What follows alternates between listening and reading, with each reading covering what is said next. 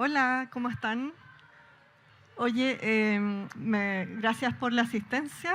Esta charla era el viernes y la verdad es que era bastante difícil venir a exponer sobre crisis hídrica en medio del diluvio. Me acomoda un poquito más hoy, aunque sigue garugando.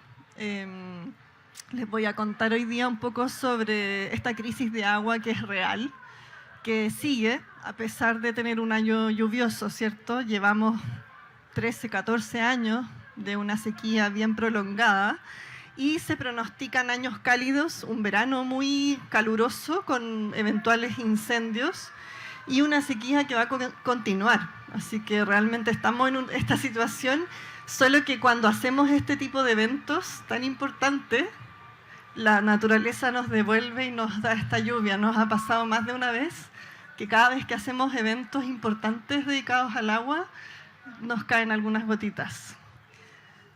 Bueno, esta es la situación en la que estamos. Llevamos, como decía, varios años de sequía. Y esto es en realidad algo que se extiende a lo largo de todo el país, ¿ya? Y es algo en una magnitud bastante importante y muy severo. Nosotros mismos como equipo nos hemos sorprendido muchas veces con los resultados y los análisis y se proyecta, ¿cierto?, una situación bien compleja. Entonces, como país, en realidad, salir de esta situación y cómo vamos a sobrellevar este escenario que tenemos ya instalado, ¿cierto?, eso es lo que de alguna manera nos va a convertir en un referente de si lo logramos o no, ¿ya? Entonces voy a tratar de explicarles hoy día un poco por qué estamos en esta situación y por qué esto tiene mucho más que ver que si llueve o no llueve y cómo hemos estado hasta ahora, ¿no? Cada año esperando que llueva para no tener racionamiento y cortes de agua. Esto le ha pasado a otros países y esta situación la han vivido distintos territorios. Y eso nos da esperanza, porque hay muchos países que han pasado por esta situación y han logrado salir. Singapur es un caso con una sequía muy, muy relevante que tuvieron en los años 60. A partir de eso iniciaron unas políticas muy relevantes en relación a este tema. Y hoy día hay una situación completamente distinta. Singapur es un referente mundial, es un hub tecnológico hídrico.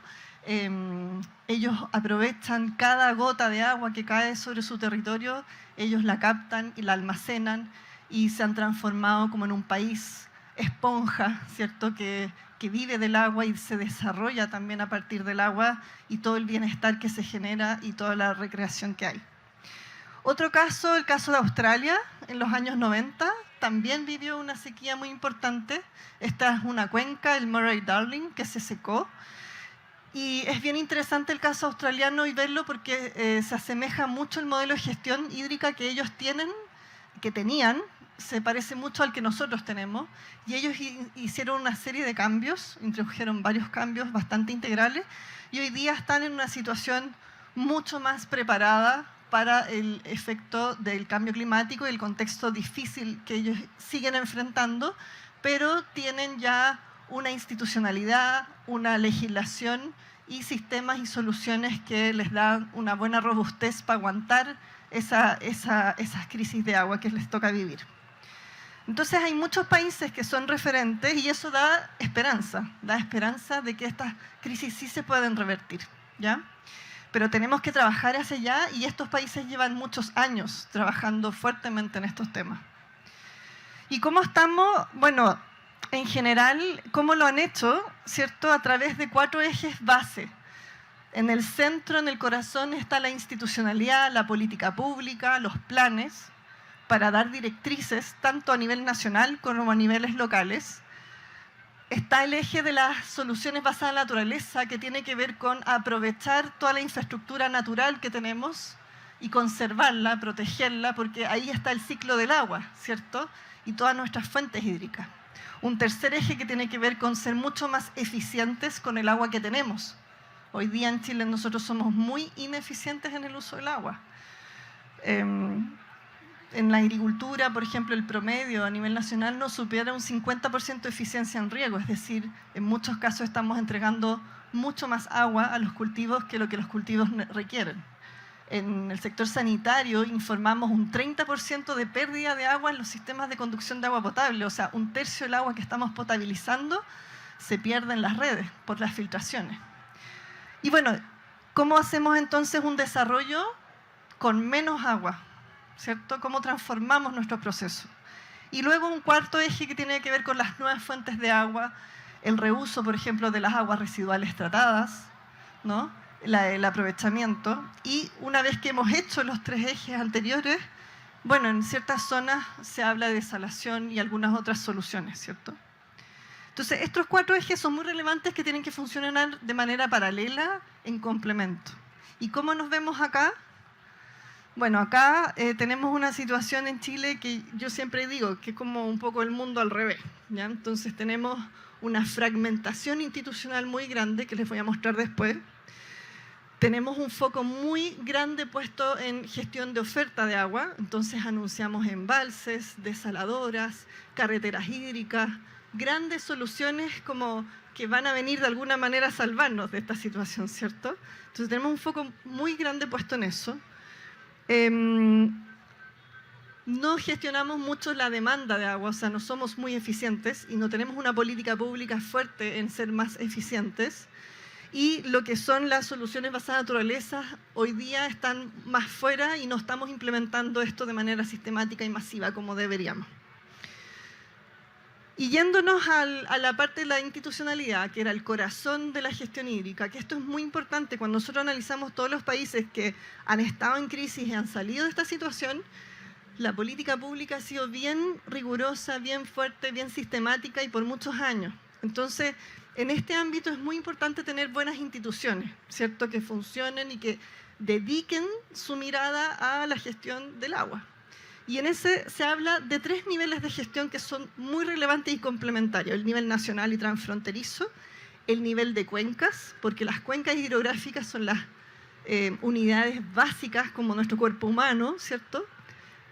Tenemos 101 cuencas hidrográficas en Chile. Y el nivel de usuarios, que es el nivel local, de uso de agua local.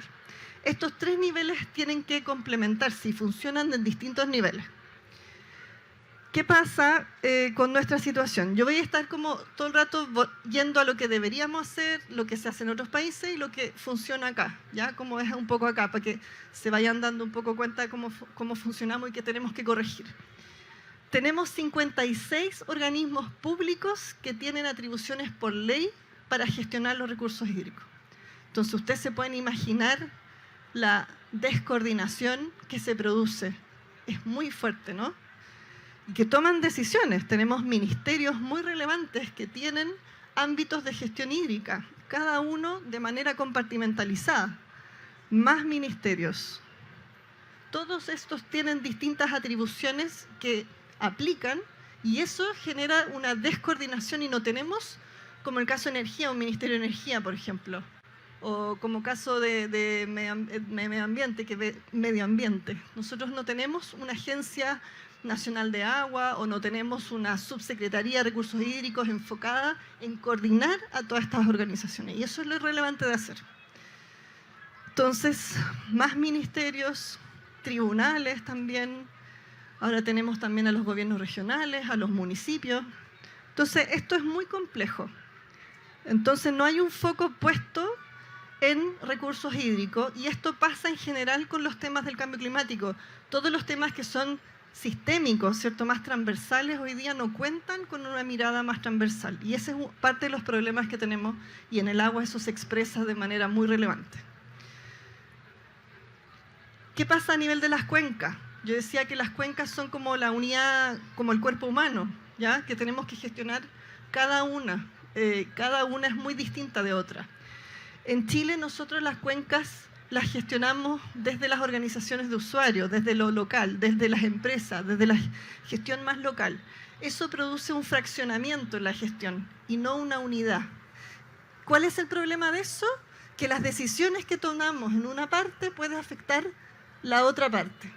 Si yo tomo la decisión, por ejemplo, de poner un embalse en la parte alta, bueno, puede ser que yo afecte a la parte media de la cuenca o la parte más baja.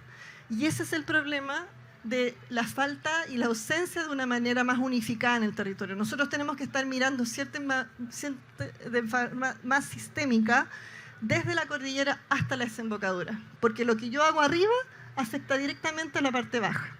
Y al no tener una institucionalidad que funcione a nivel de la cuenca, difícilmente puedo coordinar a todos los actores que conviven en un mismo territorio. Entonces tenemos que avanzar, dado que esto va generando conflictos y hemos visto distintos problemas y las soluciones que se van proponiendo, a veces en algunos sectores van en contra de otros y no benefician. Cuando miramos el conjunto, vamos a encontrar las soluciones que beneficien al conjunto.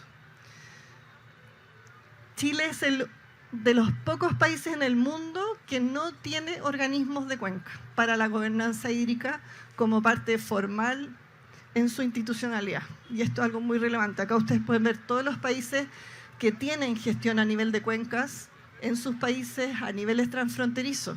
Y Chile se va quedando atrás. Hay un piloto ahora que se está haciendo para avanzar en esta materia acá en Chile y es muy relevante que eso le vaya bien. Se están generando organizaciones piloto en las regiones para probar los organismos de cuenca. Y eso es muy relevante y puede ser un avance también hacia la descentralización y una mejor gestión del agua. Y esto es relevante por la participación, ¿cierto? Necesitamos la participación amplia, la coordinación de acciones en los territorios, la planificación y el llegar a acuerdos, tomar acuerdos que después todos podamos seguir bajo un mismo plan de gestión. Respecto a los usos de agua, está la típica figura de usos, la distribución que nosotros normalmente vemos. Este está tomado con la huella azul, que es el consumo de agua superficial y subterráneo. Ustedes ven ahí el consumo, cómo se distribuye, ¿cierto? 87% es agrícola. Pero es bien relevante que cuando nosotros miramos la huella total, que es la huella azul más la verde, esta figura nos cambia mucho. Y aparece también el sector forestal, ¿ya? Entonces, es muy importante ir analizando de manera bien integral los distintos componentes, y si nosotros sumamos el consumo de agua lluvia, más el agua subterránea y el de las napas subterráneas, tenemos una configuración muy distinta, ¿se fijan? Y claro, esto pasa porque el sector forestal no tiene derechos de agua, y es jurídicamente hablando, y eso es porque no pueden haber derechos sobre la lluvia, ¿cierto? No hay derechos de agua sobre las lluvias. Pero entonces, ¿cómo se regulan estos usos? Y si usted se fija, el sector forestal pasa a ser el primer usuario de agua en Chile. ¿Por qué? Porque usa mucha agua lluvia. Ahora uno dice, bueno, se aprovecha este recurso, ¿cierto?, en las plantaciones. Pero claro, es agua lluvia que no llega a un curso de río, no llega a un estero, a un humedal o no llega a una napa subterránea. Entonces se genera un impacto local en esa zona donde están las plantaciones. Entonces la mirada depende siempre de cómo uno la va viendo, pero normalmente nos quedamos con la huella azul y no estamos mirando la película más completa, y eso nos ayuda también a entender lo que está pasando en el sur, ¿ya? Acá ustedes pueden ver la relación entre oferta de agua, la disponibilidad y el uso.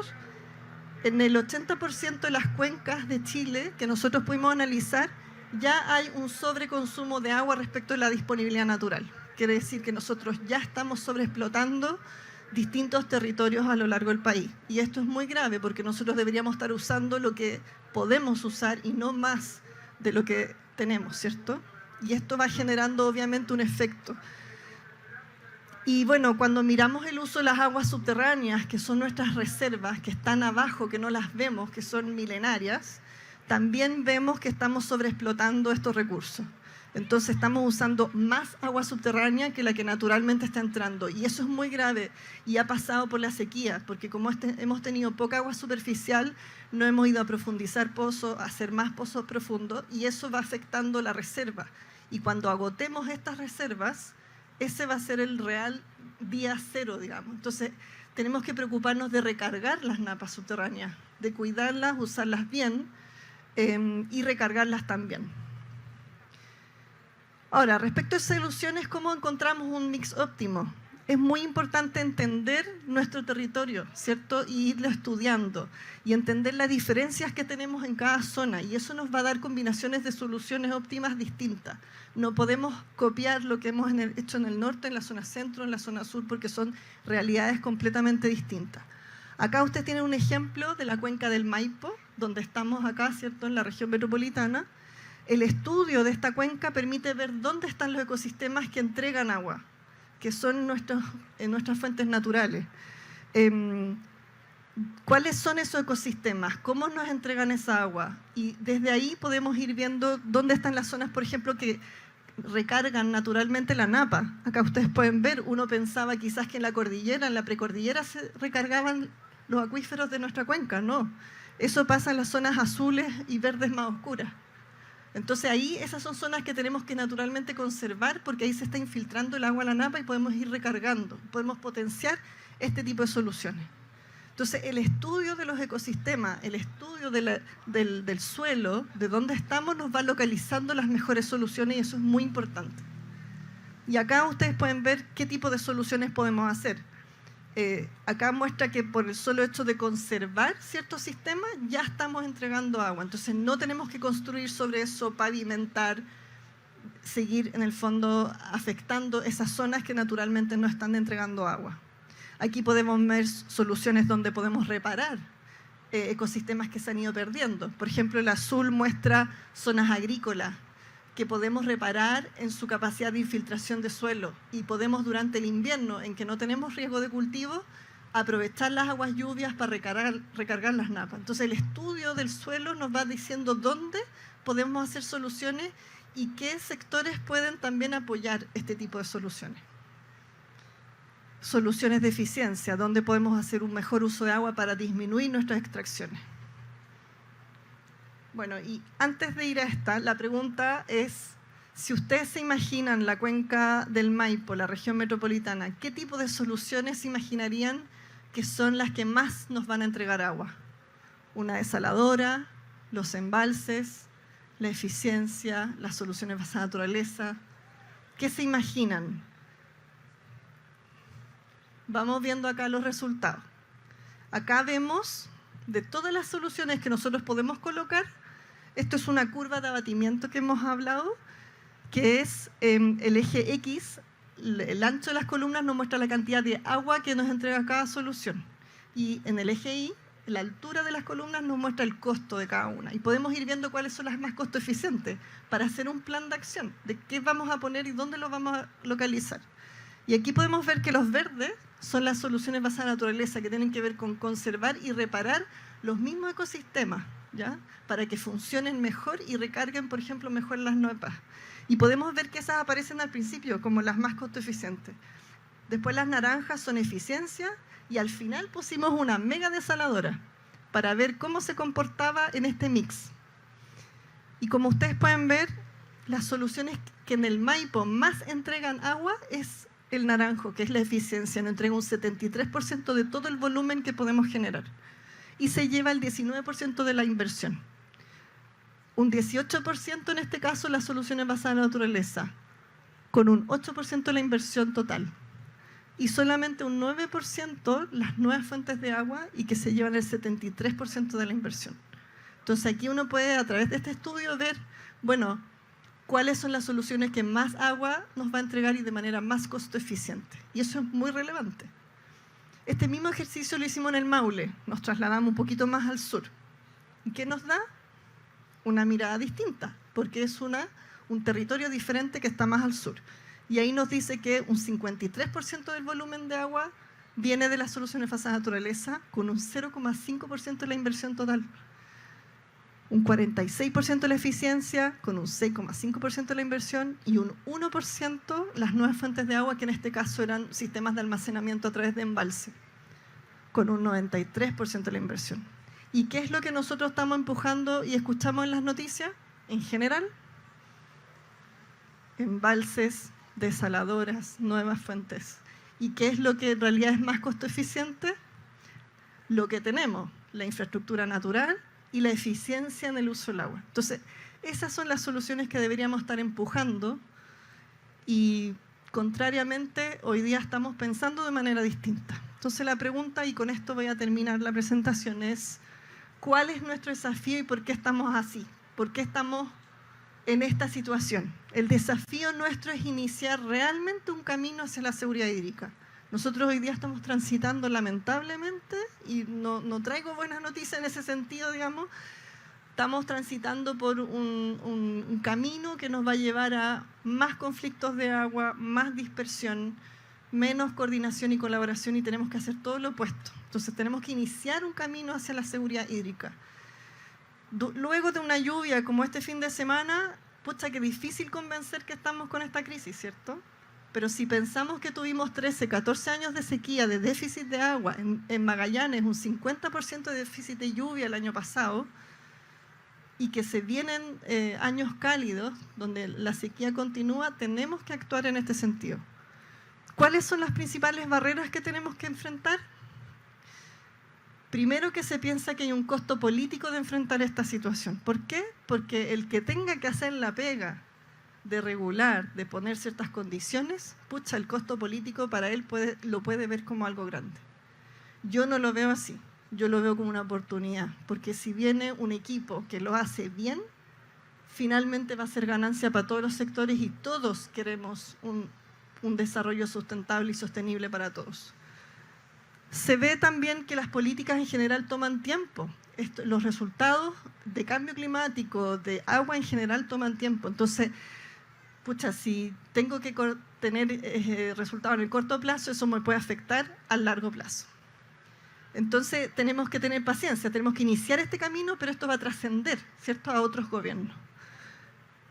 La mirada tradicional en general nos lleva a soluciones grises, insostenibles. ¿Por qué? Porque es lo que sabemos hacer y es lo que hemos hecho siempre, ¿cierto? Tenemos una cultura de que si escuchamos que se va a hacer una obra grande, pensamos como que ya, ahora se va a solucionar el problema. Entonces como que nos lleva naturalmente hacia ese camino. Y entonces tenemos reglamentos que no están adaptados para hacer el camino distinto. Y eso es lo que tenemos que empezar a transformar. No miramos a la cuenca, sino que cada sector vela por su propio interés. Faltan los acuerdos y la colaboración. Faltan los espacios para coordinarnos. Y por eso los organismos de cuenca, piloto, que estamos impulsando, es un camino bien importante. Y los ministerios líderes en este tema, que tienen recursos en general, sostienen este interés sectorial. Por ejemplo, el Ministerio de Obras Públicas sostiene el interés del sector sanitario, de agua potable, ¿cierto?, que es muy relevante. El sector agrícola vela por el interés agrícola, forestal, y así. Entonces tenemos que hacer la mirada al conjunto y más transversal para velar por el común. Y las oportunidades sin duda están en el opuesto de todas esas barreras, ¿cierto?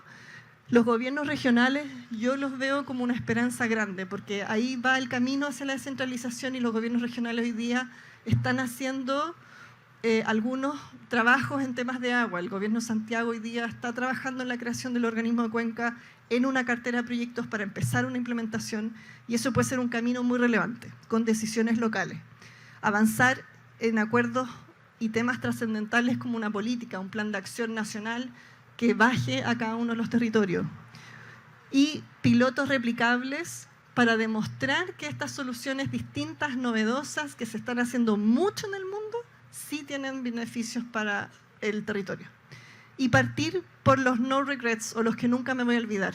Nunca me voy a arrepentir de ser más eficiente, nunca me voy a arrepentir de cuidar un río, de almacenar agua en la napa subterránea, ¿cierto? Esas son las que nunca nos vamos a arrepentir de haber hecho, y por ahí tenemos que partir. Ese es el camino, les agradezco. Nosotros tenemos todas las publicaciones de nuestro trabajo que hemos ido haciendo a nivel territorial en escenarioshídricos.cl. Ahí están todas las publicaciones para que quienes quieran ir leyendo sobre este proceso.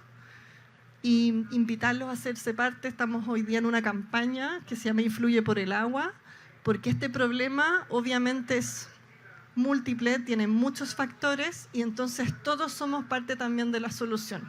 Nosotros como sociedad, obviamente, cuidar el agua desde nosotros, pero también promover que nuestras autoridades locales y nacionales avancen a emprender este camino hacia la seguridad hídrica. Así que los invito a sumarse a la campaña Influye por el Agua que está hoy día lanzando el Gobierno de Santiago. Muchas gracias.